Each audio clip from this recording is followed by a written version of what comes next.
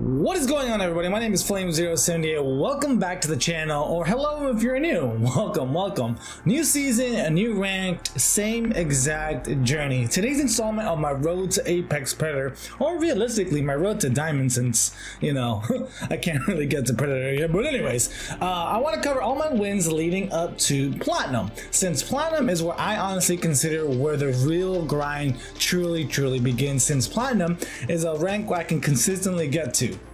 Let's review on why and how I won some of these matches, talk about the things I did right, maybe some of the things that went wrong, and overall just discuss how you can improve and learn and grow in your Apex Legends ranked journey.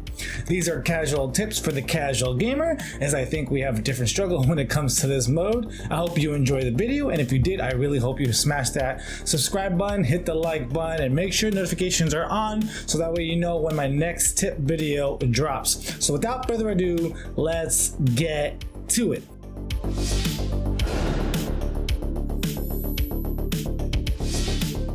Okay, so this first match comes a little after a little accident dropping back to Silver 3, since, you know, this ranked season I started at Silver 2, but, you know, kind of had a couple of hiccups and then boom, here it goes. But I start out itching to go far away from everyone since I am Jump Master.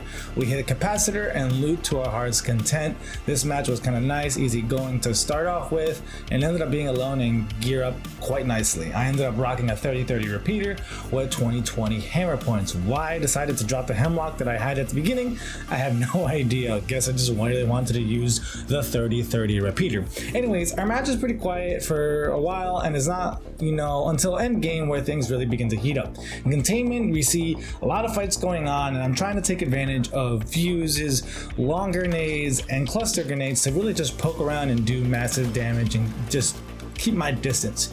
Once we get close, we're still trying to do our best. I'm trying to hit shots with the 30-30, but honestly, I'm just not really good with it just yet. I'm missing a lot of my shots, and I'm lucky I haven't gotten taken out yet. My goals was to engage the team that was hunkering down in this current building, but, you know, with Watson, it became a little tricky. It kind of just ended up being this back and forth situation until really the circle really pushed us out, and this is where I can finally make some headway, secure an assist, and secure a kill, right?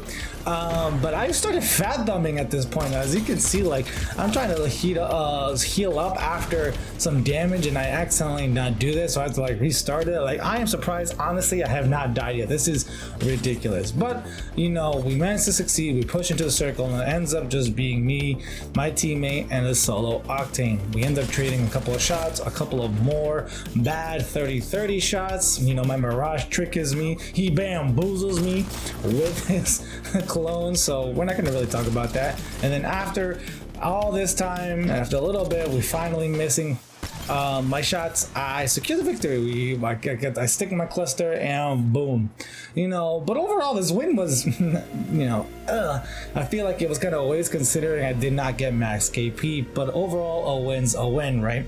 Let's move on. Okay, so this next match, not only did we start as champions, but it also looks like the intent was to drop hot. We go into containment, and, you know, I was expecting to have at least another team with us, since considering how popular this drop is, but to our surprise, it was pretty quiet. So I ended up looting and ended up rocking a Devo and a Volt, but with no turbocharger. Again, my pick of weapons have been really peculiar while I was reviewing these matches, so I am not sure. But, you know, that's the weapons I'm rocking this match, and honestly, this match was, the theme of it really was slow. I was always a little bit lagging behind when my teammates were really pushing. It seems like these were a duo. They were the ones who were champions. They were just going at it. They were kind of in sync, and I was a bit behind. And this really messed up the pace of the game for me. You know, I was always lagging. I've been starting fights, you know, but our fights were good. I managed to secure a couple of assists, a kill. I tried to synergize with Gibby's ult with my fuse ult, but it doesn't really happen. But we managed to secure even after our Gibby goes down, cleaning up some of these fights, and then we have some time to catch our breath and to reset. Take the opportunity to get back our Gibby and, you know, get all this stuff back. So, which is really nice. And I was actually really afraid in this match because as I was trying to get Gibby, I thought my Wraith was going to engage again, which would have been really problematic because we weren't in a position to do that. I was super far away from her and it could have caused, you know, us to end our journey early.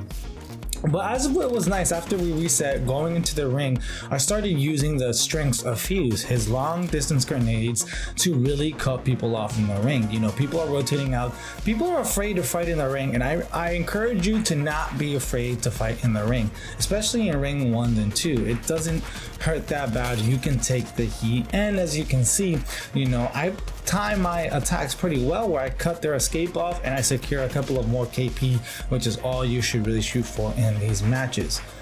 But overall, again, the theme was really slow.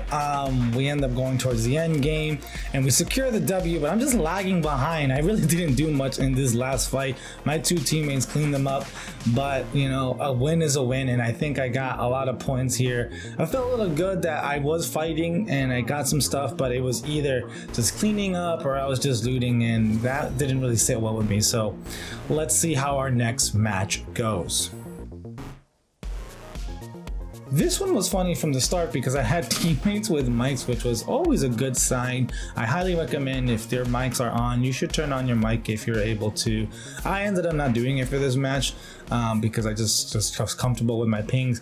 We landed Crashite and Loot Up, and this match I ended up rocking an R99 and Wingman. And luckily, thanks to my warm-up sessions, I've been getting a little bit better with my Wingman shots and kind of hitting my shots with the Wingman, which was nice. My first kill, I felt really nice getting that knock with the Wingman, though we're not going to talk about how I missed my zip line or wasted my ult. We're not going to talk about that. But we ended up playing cat and mouse game with this Loba team, and while we were trying to get into zone, it's important to be vigilant because once you lose a team as you're rotating out, you never know where that team is going to pop up, so you really have to be careful. But as soon as the enemy drops in and I work in my grenade tosses, I do my Wingman shots, and then boom, we do some easy cleanup. Though I know that I say they're talking about why would you hold ultimate accelerant. I personally like holding ultimate accelerants, using one immediately obviously if I need my ult, but I like to carry one or two for Gibby, for Caustic, for any legend. I feel like their ultimate is really valuable. I think it's super clutch, especially if you want to do consecutive ults, especially if you're doing distant fighting. Like a lot of times I'll be shooting from the distance, throw my ult, then try to in safe cover, use my ult and then go back into it, so that way by the time we're in close range I can use it again. But overall, this match had a really good pattern of being able to stay and have clean one-on-one fights with teams, which was really nice compared to the usual third parties you would usually get. Though this next fight in the ring does get pretty intense, and honestly Lifeline saves my butt, which is awesome, but you know, it's ring 3, I don't want to really stay there, do some light looting, and we head out. Heading into the final team fights, we end up getting max points or max KP points, and it was wonderful because it made this victory so much better. This match overall was kind of really well paced, fighting pretty consistently, and it was action packed, and I like that. It actually felt really earned this win, and compared to the other ones where it was a little bit sluggish and I wasn't really there. So this one was really good, even though I had some slight hiccups. So my next 3 wins actually happened with playing Wraith, and they all happened pretty close together, mind you. Is it a coincidence that I was able to do better with Wraith since I unlocked her heirloom? Anyways, this match was pretty interesting. I opted for super close range and mid range with the SMG and sniper setup. I started off with the longbow, and I quickly realized that the longbow sucks. or at least I'm terrible with the longbow, and I really wanted to switch out. So I ended up switching it with the Sentinel, as I wasn't doing anything with the longbow. We encountered our first fight quickly and had close calls, but with smart movement and surprisingly coordinated attack with my Bloodhound, we clean up the enemies there. This setup was pretty interesting, as it once again put me in this weird distance with my team where they would be pretty ahead of me, so if I needed to close the gap, I was pretty far. But luckily, since I did have my Sentinel, I was able to rock in a couple of shots to do some damage to assist them as they were fighting close range. So it put me in a position where I was doing cleanup work when I got to the close fights, or I was just looting the enemy team. I was very lucky, as some encounters I could have been completely wasted, and if not for my teammates being close by, I definitely would have been killed. So I was happy they were pretty competent for the most part.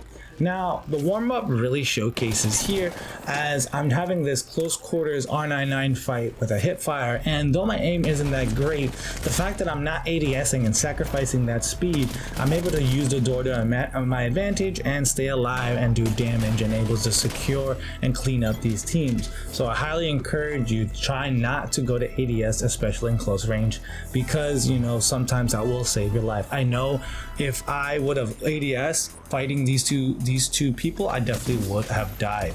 And then what was funny is, never feel bad, but feel bad when you secure some easy KP when a res happens. Unfortunately, this guy got res, but it looks like he either DQ'd or, he was not expecting to get res, and you get an easy kill. So unfortunately, that happens sometimes. Just take it, get that extra KP.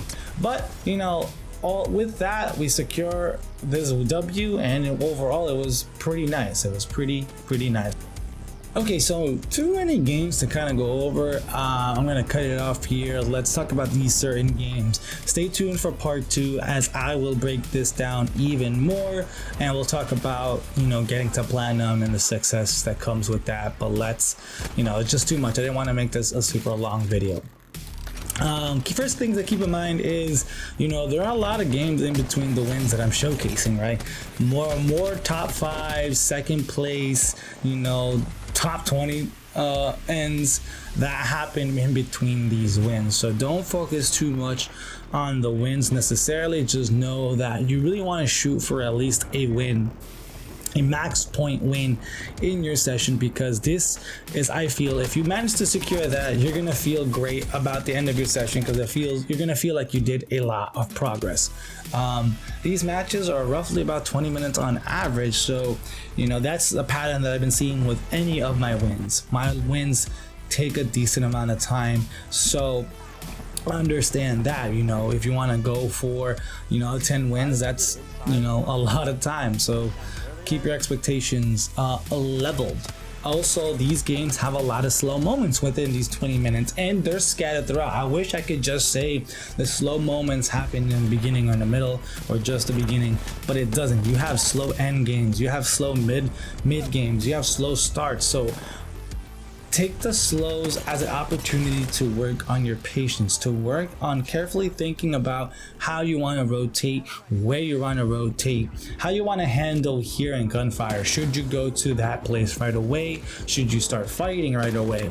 I encourage every player to take at least 3 seconds before having an impulse or acting on your impulse to think about that. I think it'll save you a lot of time, and it'll help you build up your game sense, especially as a solo queue player, and if you don't have a lot of time. I think those two things make you want to back your head if you always constantly dying to silly things. So patience, my friends, patience.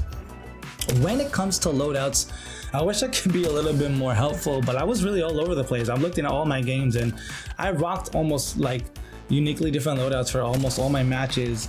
So the best thing I can say is take my warm-up tips to heart, go to the firing range, practice shooting them, if this is your first time. But if you already have leaning towards, just pick up those, look for those. Feeling comfortable with your gun is a great way for you to feel comfortable in taking fights, and it'll give you a lot of success, because there'll be less chance of you blaming the gun. So take the time, take the practice. Anyways, I hope you learned something from this. I hope you see an increased positive experience in ranked. Make sure to come back for part 2 as we wrap up other key things for this casual ranked journey. If you want to talk to me live, I stream on Twitch Monday and Wednesday, 7 p.m. Eastern Standard Time, and we can have a more in-depth conversation there. Have a great one, and until the next one, adios.